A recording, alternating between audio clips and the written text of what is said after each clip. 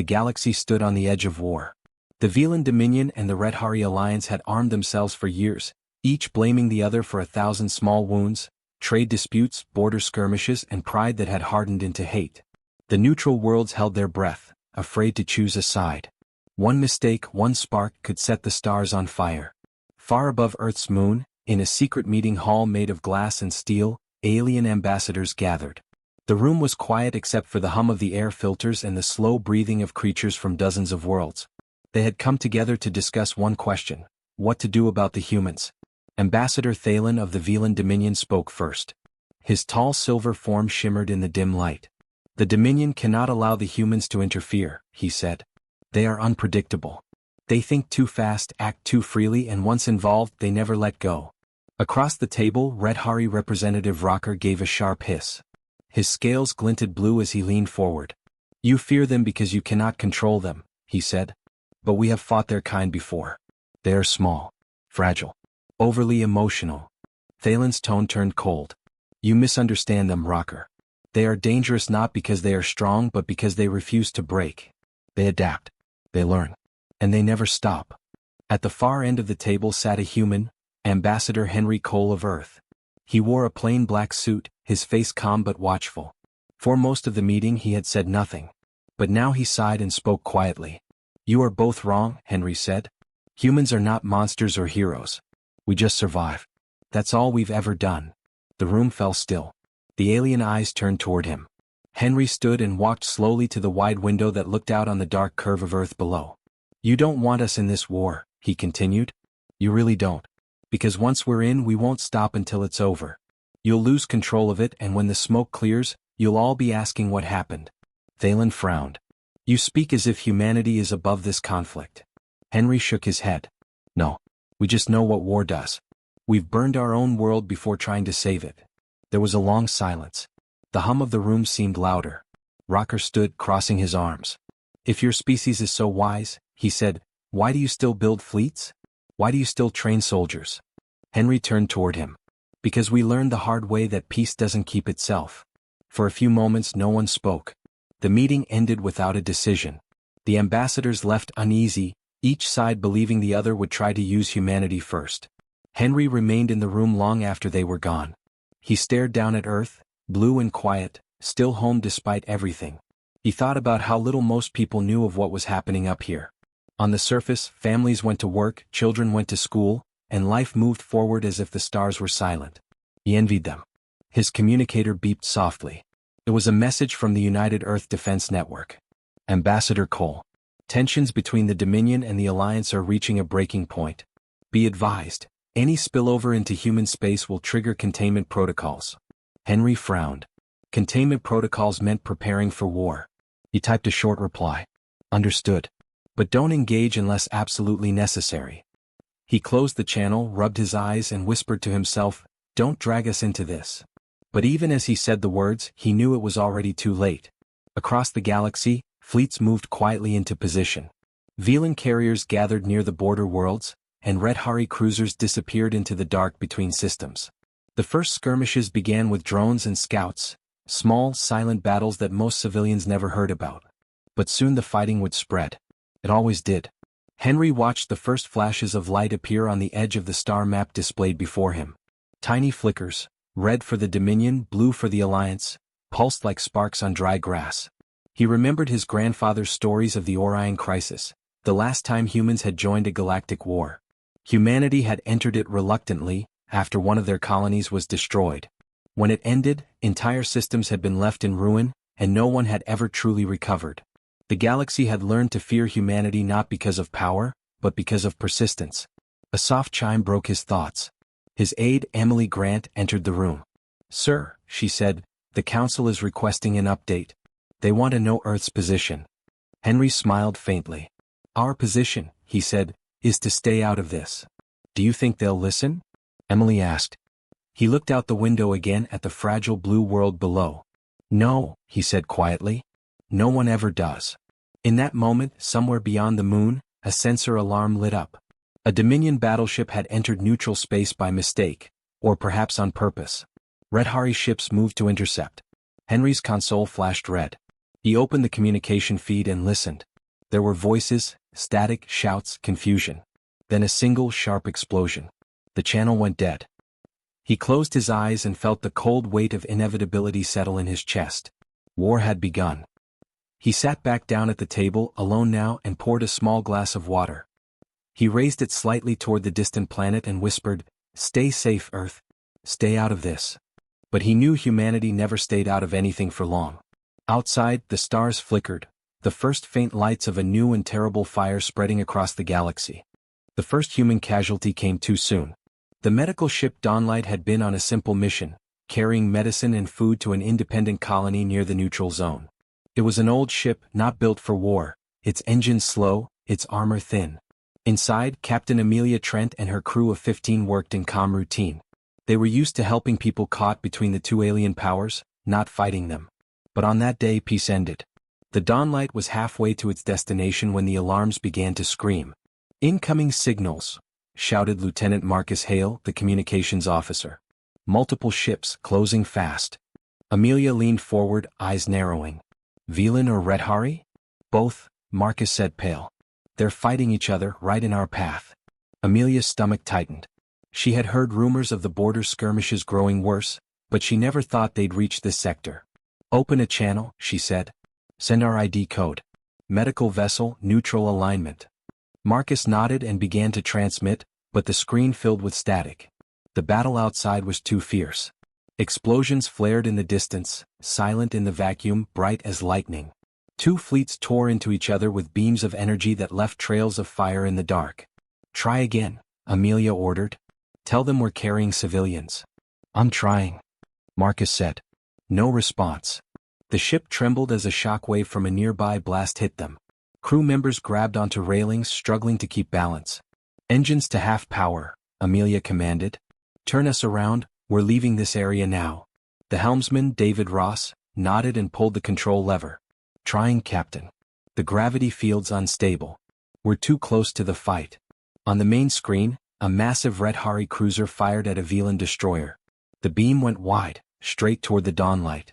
"Brace for impact," Amelia shouted. The ship rocked violently. Sparks flew from the ceiling. The lights flickered, then went out for a moment before emergency power came on. "Shields are gone," Marcus yelled. "Hull breach on deck 3. "Seal it off," Amelia said. Her voice was calm, though her heart raced. She had been in danger before. Rescue missions gone wrong, storms on uncharted moons, but this was different. This was war. Another explosion hit nearby. The sound of metal groaning filled the air. "Captain," said David, "we've lost propulsion." Amelia took a deep breath. "Send another transmission," she said softly. "Emergency distress signal, all frequencies." Marcus hesitated. "Who do we call? Velan?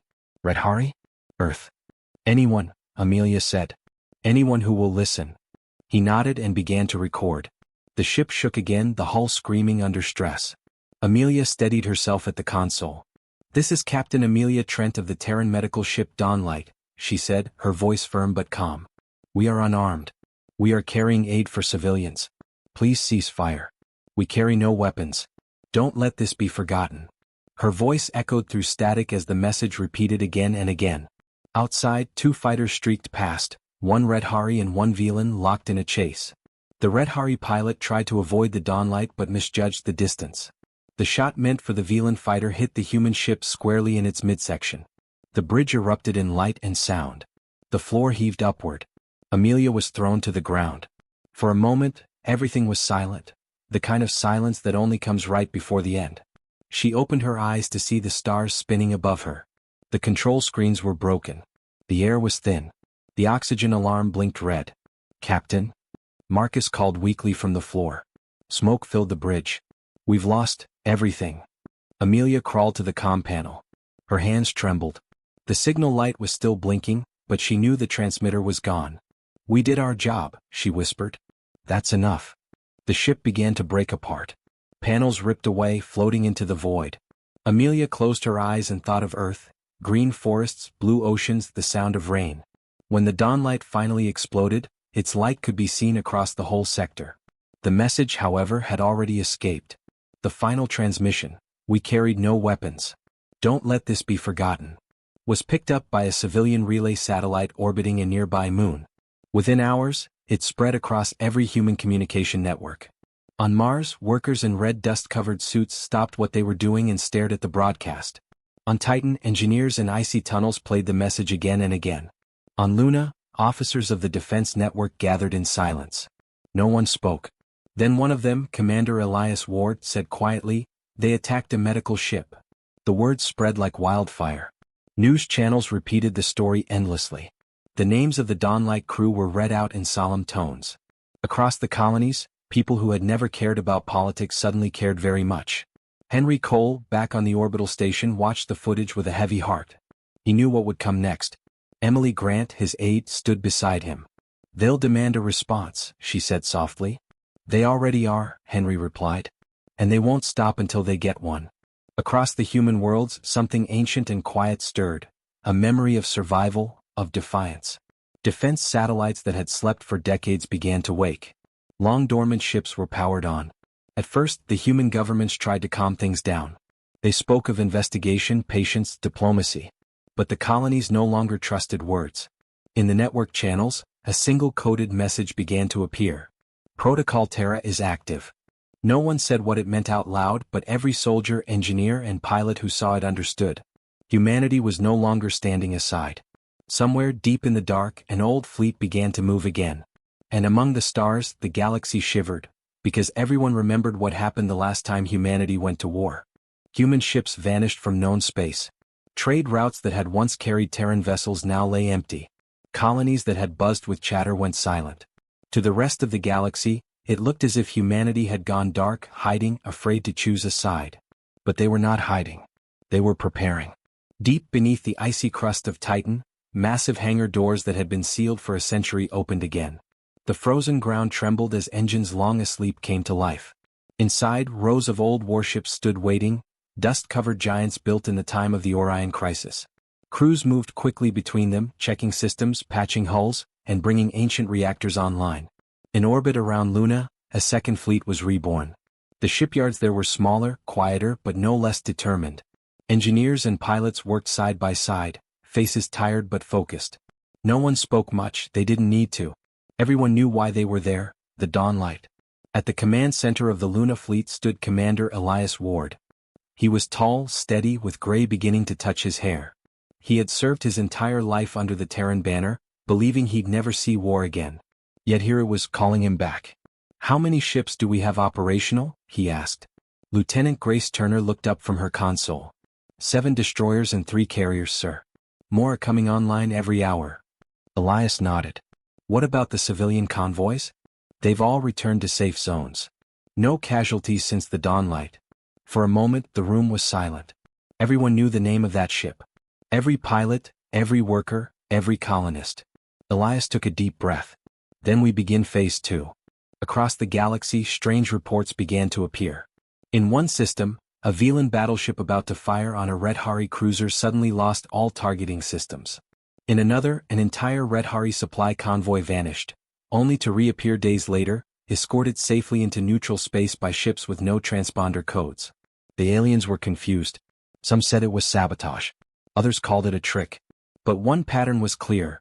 Wherever the mysterious interference appeared, civilian lives were saved. In the Velan capital, Admiral Thalen received a secure transmission. "Our scouts report unknown ships blocking both sides' weapon locks," said his officer. "No one knows who they belong to." Thalen narrowed his eyes. "Unknown ships? Describe them." "Gray hulls, old Terran design. No insignia." Thalen's hands clenched. "Humans," he whispered. Meanwhile, in a hidden chamber on Luna, Ambassador Henry Cole stood beside Elias Ward, watching a massive holographic display of the galaxy. Blue lights marked human fleets, red and gold showed the warring powers. "They'll call this interference," Henry said quietly. Elias didn't look away from the map. "Let them. We're not here to fight. We're here to stop the killing." Henry gave a small smile. "That's what every commander says at the beginning." Elias turned toward him. "Maybe. But I don't intend to start another war. I intend to end one." Across the human colonies, something remarkable began to happen. Scientists, engineers, and even miners volunteered for service. Old vessels buried in museums were converted into rescue ships. families donated supplies. Every colony, Mars, Titan, Europa, New Sydney, worked together without orders, without command. It was instinct. Humanity had been divided for decades, but tragedy had united them again. On the edge of the Red Hari border, the first encounter came. A Red Hari cruiser chasing a Velan refugee ship suddenly found itself surrounded by dark, silent vessels. They bore no flags, no radio signals, just quiet power. The Red Hari captain demanded identification. The answer came on a single open frequency. Humanity stands between you and extinction. Turn back. The Red Hari ignored the warning and fired. The shots never landed. Every beam fizzled out mid-flight as if space itself had rejected it. Then the human ships moved. Not to attack, but to disable. In minutes, the Red Hari cruiser was left floating, weapons offline, engines dead. The humans didn't destroy it. They left it drifting, unharmed but helpless. The message was clear: humanity had returned to the stars and they were no one's enemy, but they would not allow the war to continue. In the days that followed, more stories spread. Velan troops surrounded by Red Hari forces were extracted by unknown ships. Entire battlefields were shut down by invisible energy barriers. Civilians were rescued in the middle of combat zones by drones marked only with the Terran crest, a blue circle and a single white star. No one could understand how they were doing it. The humans hadn't shown this kind of power before. Their ships seemed faster, smarter, more precise. Some whispered that Earth had awakened something ancient. An AI, a fleet left from the last war, or perhaps something even older. On Titan, Elias stood before the massive hangar of the flagship Solace, its hull glinting under cold lights. Grace Turner joined him, helmet tucked under her arm. "They'll come after us soon," she said. "I know," Elias replied. "They'll think we're trying to control them." "Are we?" He smiled faintly. "No. We're just trying to remind them what peace looks like." That night, Henry Cole sent a transmission to the Galactic Council. It was short and calm. "The human fleets are not at war. We are rescuing, not conquering. If either side continues to endanger civilians, we will act to prevent it." He knew what the response would be: anger, fear, threats. But it didn't matter. Humanity had already chosen its side, life itself. And somewhere on the dark edge of the galaxy, the stars flickered again, not with the fire of battle this time, but with the white light of Terran ships moving silently between the chaos, guarding those who could not guard themselves. The galaxy began to whisper in awe and fear. The humans had returned. The message from the Galactic Accord spread across every human frequency within minutes. Every colony, ship, and outpost received the same sharp transmission. The words were simple but cold. Stand down or face united retaliation. The Council's seal glowed on every screen, the mark of authority for half the known galaxy. It was a warning humanity could not ignore. But Elias Ward didn't flinch. Inside the command deck of the Solace, he read the message once, then looked up at his officers. Around him, quiet faces watched. People who had already given everything to protect lives that weren't even their own. He straightened his back and said, "Record transmission." The crew went silent. Lights dimmed. A small red circle blinked above the console. Elias spoke calmly, his voice steady as stone. "We do not rise to rule. We rise to remember." He paused, letting the words sink in before continuing. "We remember the burned cities. The empty colonies. The children who never grew up because others thought war could fix everything. We remember who we used to be and what we promised we'd never become again. If that makes us dangerous, so be it. But we will not stop saving lives." When the transmission ended, no one moved. Some of the younger crew looked nervous, others proud. Lieutenant Grace Turner finally broke the silence. "Sir," she said softly, "you just told half the galaxy we're not afraid of them." Elias gave a faint smile. "I didn't tell them that. I showed them." Within hours, the message was everywhere. From the outer colonies to the core worlds, people replayed the speech over and over again. To some, Elias Ward became a symbol of defiance. To others, a threat. In the Council's central chamber, alien leaders argued. "He challenges our authority," shouted the Red Hari delegate. The Velan representative, Admiral Thalen, crossed his arms. "No," he said quietly. "He challenges our fear." The Council's chair, a tall, shimmering being known only as the Arbiter, raised a hand. "Fear or not, humanity risks destabilizing the balance. We must act." But even as they debated, reports began to pour in. Human ships were landing in war zones, not to fight but to rebuild. Engineers worked side by side with alien civilians to restore power grids, clean water and communication towers. Medical ships carried injured soldiers from both sides. No flags. No borders. On one Red Hari world, a young engineer named Mira Jennings led a team of humans and Velans who rebuilt a hospital destroyed in the war. When a Red Hari captain asked why she was helping his people, Mira just smiled and said, "Because someone has to start." Everywhere the humans went, the fighting slowed. Commanders refused to fire near them. No one wanted to be known as the one who attacked those who came only to help. For the first time in years, the galaxy began to quiet. But peace brought new questions. Some worlds began to wonder what gave humans the right to decide who lived and who died. Others saw hope. The Red Hari civilians even started calling the humans the Silent Shield. Elias Ward didn't care what they called him. All he cared about was results. In one transmission, Admiral Thalen contacted him privately. "You know this can't last forever," Thalen warned. "The Council will not tolerate you standing above their authority." Elias looked tired but calm. "I'm not above them. I'm beneath every life they've failed to protect." Thalen stared at him through the holoscreen for a long time. Then he said softly, "You remind me of the humans we once feared." "Good," Elias said. "Maybe fear will stop them from killing more innocents." Meanwhile, Ambassador Henry Cole was back on Aurelian, defending humanity's actions before the Council. "We are not building an empire," he told them firmly. "We are building a memory, a reminder that the galaxy doesn't have to eat itself alive." The Red Hari delegate slammed his clawed hand on the table. "And if they refuse to stop?" Henry leaned forward. "Then at least we'll know someone tried." As the weeks passed, something remarkable happened. Human influence began spreading, not through force but through kindness. Velan and Red Hari communities started working together again, following human-led projects. War fleets that once fired without hesitation now held their fire. One by one, commanders from both sides began to send quiet messages to the Solace. Messages that said only 2 words, "Thank you." Still not everyone was pleased. The Council grew restless. The Arbiter called another emergency session. "Humanity's actions are eroding our authority," the Arbiter said. "They are uniting the galaxy under compassion instead of control. That cannot stand." But no one dared vote for retaliation. Too many had seen the change. Too many had family members saved by human crews. Back aboard the Solace, Elias Ward stood at the viewport, staring at a blue planet glowing softly in the distance. One of the worlds humanity had helped restore. Grace Turner stepped beside him. "You think they'll really attack us?" she asked. "Maybe," Elias said. "But we won't fire back. That's what makes us different." He smiled faintly, though there was sadness in his eyes. "They still think power comes from fear. We'll show them it comes from mercy." Grace nodded. "And if mercy fails?" Elias looked at the stars. "Then we remember. And we try again." Somewhere in the void, hundreds of human ships glided silently through the dark. Rescue vessels, supply freighters, and old warships turned into guardians. They carried no banners, no songs of victory. Only a quiet promise passed from one to another. "We do not rise to rule. We rise to remember." And in that remembrance, the galaxy began to heal. Years later, the stars were quiet again.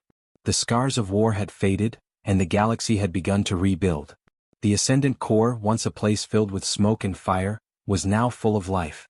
The air smelled of blooming trees brought from different worlds, and the sound of laughter echoed through its silver halls. What had once been a battlefield was now an academy, a place where young minds from every species came to learn, not to fight. In the academy gardens, Ambassador Henry Cole sat on a bench beneath a wide glass dome. The sunlight passed through layers of crystal, painting colors across the floor. Beside him sat Elias Ward, older now, his uniform replaced by a simple gray coat. His eyes still carried the calm focus of a man who had led in silence. Across from them were Nathan Trent, brother of the late Amelia Trent, and Rocker, the Red Hari soldier who had once fought against humans. They sat in quiet comfort, watching students from a dozen species walking between the trees. Some had scales, others fur, and some skin as pale as snow, but all wore the same academy emblem, a small blue circle with a white star at its center. "Hard to believe this was a war zone once," Nathan said softly. His voice carried a mix of pride and sorrow. Rocker gave a low hum. "My people used to fire at this sky. Now our children study under it." Henry smiled, his wrinkled hands resting on his knees. "That's the beauty of memory," he said. "We remember the pain so we can choose better next time." Elias looked toward the students. They don't know how close we came to losing everything, he said quietly. Maybe that's a good thing. Rocker tilted his head. Do you miss the fighting, human? Elias shook his head. No. I miss the purpose. War gives people a reason to act. Peace makes them forget why they ever did. Nathan leaned back, folding his arms. Then it's our job to make sure they don't forget. Henry nodded. That's what this place is for. A small group of students approached the bench. One of them, a young Velan girl with pale blue eyes, looked nervous. She held a datapad close to her chest. Ambassador Cole, she asked. Is it true, you were there when the war ended? Henry gave her a kind smile. I was, he said. Though it wasn't one grand battle. It ended when people stopped seeing enemies and started seeing each other. The girl frowned slightly. And the humans, you really refused to rule the galaxy when you could have? Elias chuckled. Rule it? We could barely run our own ships by the end. Rocker laughed, a deep rumbling sound. That is true. But you could have taken it all. You had the power. Elias met the girl's eyes. Power doesn't mean control. Sometimes it means restraint. We didn't want an empire. We just wanted peace. The students listened, quiet and thoughtful. After a few moments, they thanked him and hurried off toward the lecture halls. As they disappeared into the crowd, Nathan exhaled slowly. Hard to imagine those kids growing up without war. That's the point, Henry said. They'll have new problems, new mistakes, but they won't make ours again. The sound of the academy bells filled the air, a soft, melodic chime that echoed across the gardens. The group sat in silence for a while, watching the horizon where two suns sank slowly into golden clouds. Rocker broke the silence. There's something I've wanted to say for years, he began. When I fought against your kind, I believed the stories, that humans were reckless, dangerous, too emotional. I still think that's true. Elias smiled faintly. Fair enough. Rocker continued, but I also think that emotion saved us. You fought not to win but to stop us from destroying each other. That is something I had never seen before.